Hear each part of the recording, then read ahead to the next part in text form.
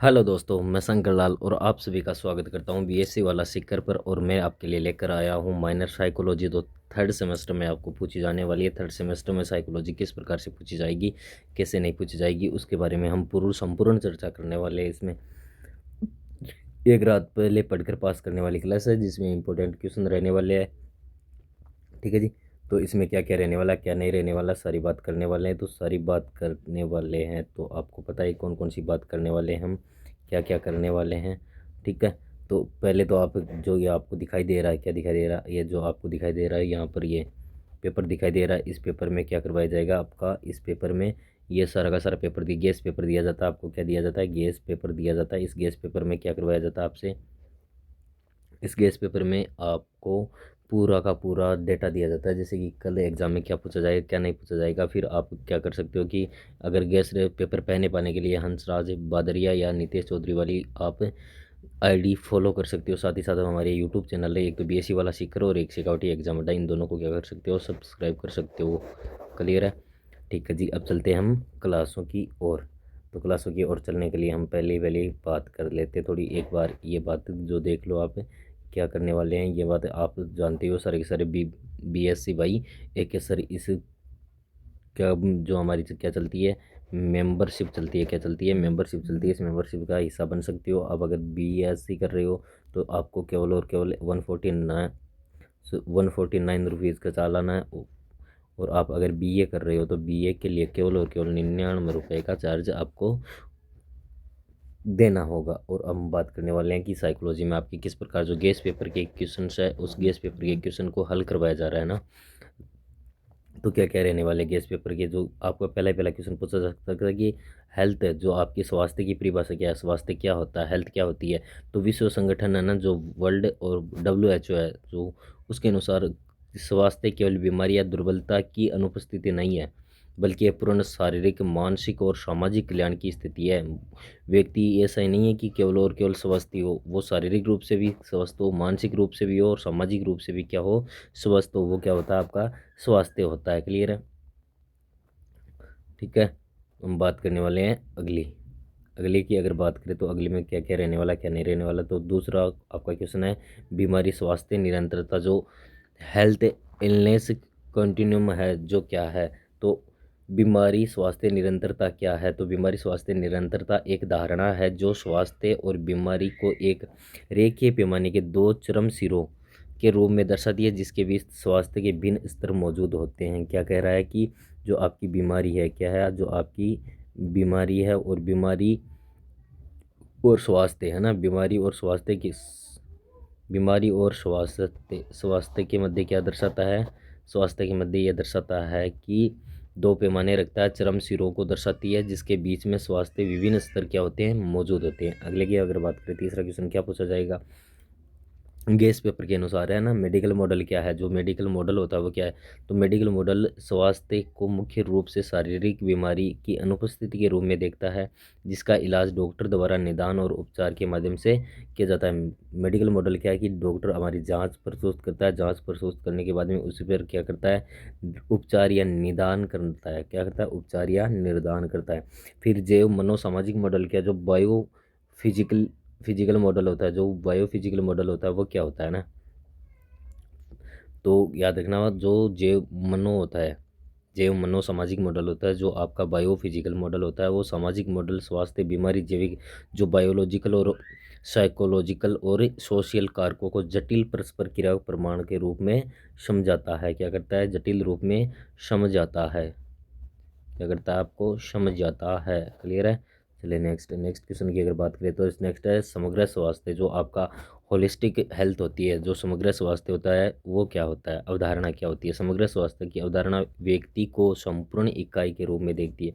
एक व्यक्ति होता है उसको संपूर्ण इकाई के रूप में देखती है, और जिसमें शारीरिक, मानसिक, भावनात्मक, सामाजिक और आध्यात्मिक और पर्यावरणीय स्वास्थ्य सभी परस्पर क्या होते हैं, जुड़े होते हैं। कौन कौन से आपके शारीरिक होते हैं, मानसिक होते हैं, भावनात्मक होते हैं, सामाजिक, आध्यात्मिक और पर्यावरणीय जो स्वास्थ्य के परस्पर क्या हुए होते हैं, एक साथ जुड़े हुए होते हैं। अगली अगर बात करें तो अगला है वेलबिंग से आप क्या समझते हैं, वेलबिंग है ना, जो आपकी क्या है, वेल बींग जो होती है, वेलबिंग है वो क्या है। वेलबिंग की अगर हम बात करें तो वेलबिंग क्या रहने वाली है आपकी। तो वेलबिंग रहने वाली है सर। वेलबिंग जो होती है वो क्या होती है? वेलबिंग एक व्यापक शब्द है जो किसी व्यक्ति के जीवन समग्र गुणवत्ता और संदर्भित करता है और जिससे खुशी, संतोष और जीवन के विभिन्न पहलुओं को कार्य करने की क्षमता शामिल है। ये सारी खुश, जैसे आपकी ये क्या है, जैसे आपकी खुशी है, जैसे आपकी क्या है, खुशी है, जैसे आपकी खुशी है, खुशी के साथ साथ में आपका संतोष है, खुशी के साथ साथ में क्या है, संतोष है, संतोष के साथ साथ में जीवन के विभिन्न पहलू, इन सारों को कार्य करने की क्षमता शामिल करती है। दूसरी अगर बात करें तो दूसरा क्वेश्चन आपका, तनाव जो स्ट्रेस होता है वो क्या है? संक्षिप्त परिभाषा स्ट्रेस, तनाव एक शारीरिक या भावनात्मक प्रतिक्रिया है ना, शारीरिक और भावनात्मक प्रतिक्रिया जो तब उत्पन्न होती है जब किसी व्यक्ति, कब होती है? जब किसी व्यक्ति की मांगों को पूरा करने की क्षमता पर दबाव पड़ता है। जैसे कि आपको अब अभी आपका क्या कौन सा है, जैसे कि कब प्रभाव कब पड़ता है इसका, तो याद रखना इसका प्रभाव जब शरीर तब पड़ता है, इसका प्रभाव कब पड़ता है कि जब पड़ता है जब मांगों को पूरा करने की क्षमता पर दबाव। जैसे कि आपने 10th क्लास में 70% लेने हैं और आप थोड़ा से क्या करते हो, ज़्यादा पढ़ते हो और स्ट्रेस ले लेते हो कि इस 70% के लिए हमें इतना पढ़ना पड़ेगा या 90% के लिए हमें इतना पढ़ना पड़ेगा, ये करना पड़ेगा। वो तनाव जो होता है वो क्या कहलाता है? आपका स्ट्रेस कहलाता है। तनाव के दो कोई कोई एक स्रोत बताइए, तनाव किससे हो सकता है? तो तनाव एक स्रोत काम का दबाव या व्यक्तिगत संबंध की समस्याएं हो सकती है, किसी व्यक्ति से संबंधित समस्या हो सकती है या काम का दबाव हो सकता है। ठीक है। फिर कोपिंग से क्या से है ना, कोपिंग कोपिंग क्या होती है? कोपिंग से तात्पर्य उन सचेत और अचेत प्रयासों से जो व्यक्ति तनावपूर्ण स्थितियों में सामना करने के, प्रतिबंध करने या सहने के लिए करते हैं। जैसे कि आप क्या हो कि किसी भी तनावपूर्ण स्थिति में उसका सामना कर रहे हो, सामना करने के लिए, प्रतिबंध करने और सहने के लिए जो आपके अंदर भावनाएं उत्पन्न होती है वही क्या होती है? कोपिंग होती है। अगला है स्ट्रेस मैनेजमेंट। जो आपका स्ट्रेस मैनेजमेंट का एक तरीका बताइए कि स्ट्रेस को मैनेज, प्रबंधन किस प्रकार से किया जा सकता है?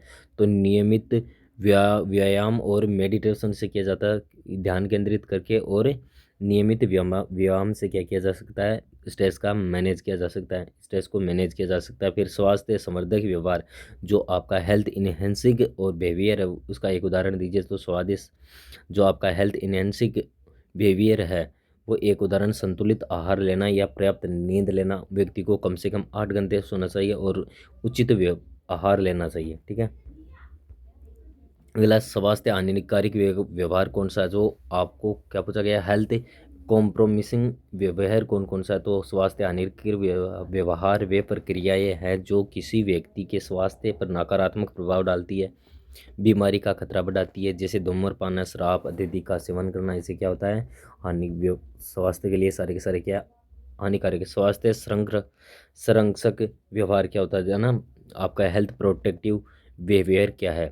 तो स्वास्थ्य संरक्षक व्यवहार एक उदाहरण, नियमित रूप से स्वास्थ्य जांच करवाना और सुरक्षित यौन संबंध बनाना, है ना। जैसे यौन संबंध, भाई HIV है, HIV से आपसे क्या है, आपके स्वास्थ्य पर प्रभाव पड़ता है। इन चीज़ों से आपको क्या करना चाहिए? बचना चाहिए। आशा, होप क्या है ना, किसी होप क्या होती है?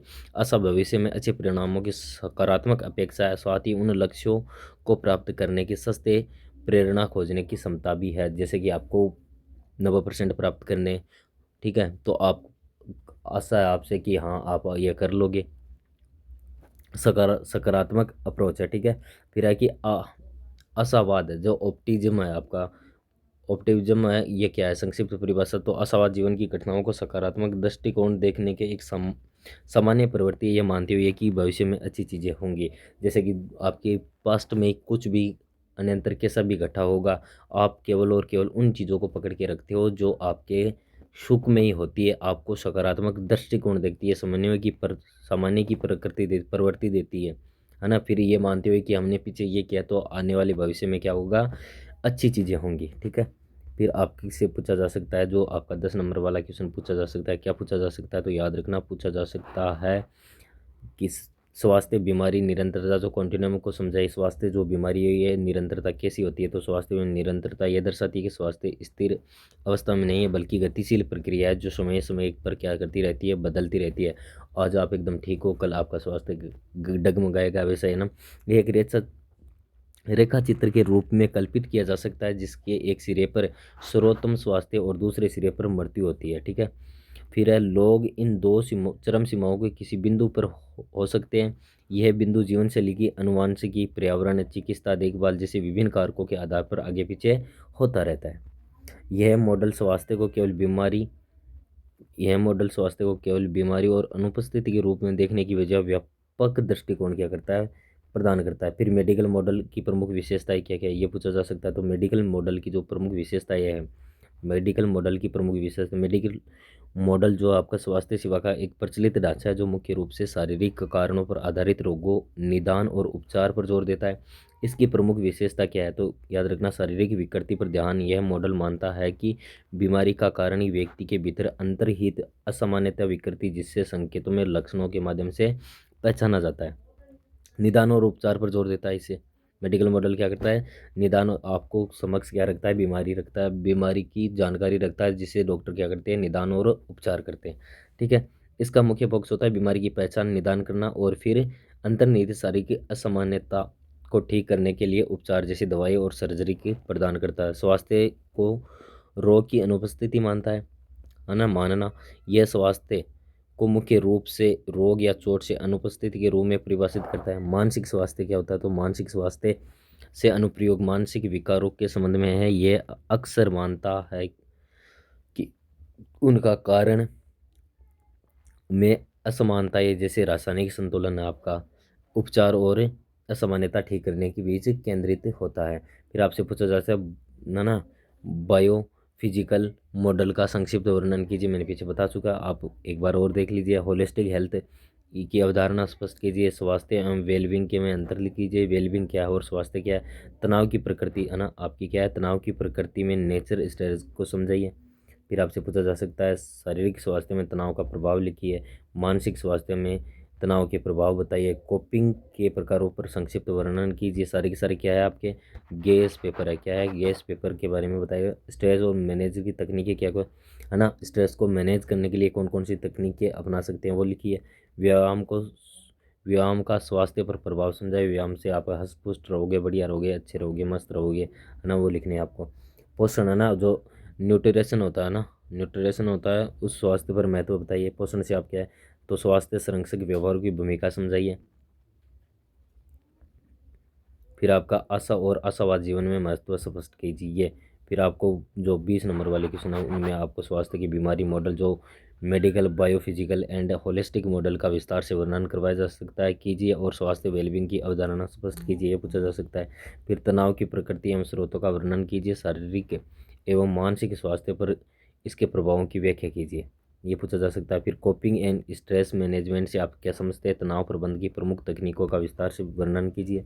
स्वास्थ्य प्रबंध हेल्थ मैनेजमेंट में स्वास्थ्य संवर्धक व्यवहार, स्वास्थ्य हानिकारक व्यवहार, स्वास्थ्य संरक्षक व्यवहार, बीमारी प्रबंधन में भूमिका स्पष्ट कीजिए, यह पूछा जा सकता है। फिर पूछा जा सकता है मानवीय शक्तियों एवं जीवन संवर्धन एवं निबंध लिखिए। मानवीय गुणों एवं सद्गुणों का वर्गीकरण, आंतरिक शक्तियों का विकास, होप एंड ऑप्टिज्म समझाइए, यह पूछा जा। फिर आपको जेनफुल एम्प्लॉयमेंट और वी बैलेंस से आप क्या समझते हैं, जीवन की गुणवत्ता बढ़ाने में इसकी भूमिका स्पष्ट कीजिए, ये पूछा जा सकता है। और सभी का क्लास में अंत तक बने रहने के लिए बहुत बहुत धन्यवाद। क्लास को क्या बहुत बहुत धन्यवाद। सारी की सारी क्या कर दो, क्लास को शेयर कर दो, क्या कर दो, शेयर, क्लास को शेयर कर दो सारे के सारे। थैंक यू सो मच, मिलते हैं अगली क्लास में। शुक्रिया।